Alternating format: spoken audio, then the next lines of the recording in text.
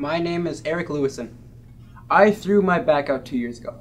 I was hired as a low-tier worker at a construction firm during the time of my injury. I was lifting a bag of concrete down some stairs. Rather than lifting with my legs, I was lifting with my back. I could have asked one of my crew members, one of my team, I could have contacted the site supervisor and asked him for a piece of equipment rather than me doing it by myself. It's your job. Just ask. My name is Cassidy Monaghan. I was injured by severe electric shock 2 years ago. I now have seizures.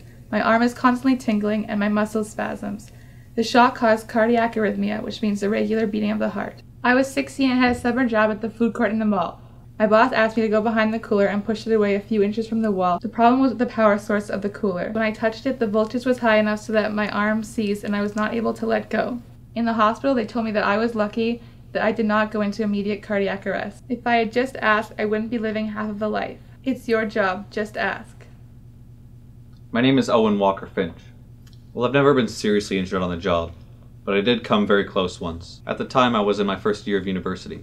The drama department was putting on a production, and I had signed up to be a stagehand. At the time, my job was to climb up the scaffolding and stand on the catwalk and adjust the lighting grid.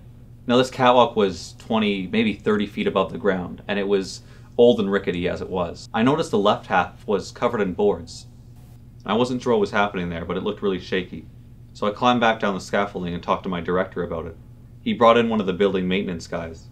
He took one look up at the catwalk and told us the floor had been taken out, and the boards had just been thrown on there. Any weight on those boards would have caused them to collapse, and I could have fallen through.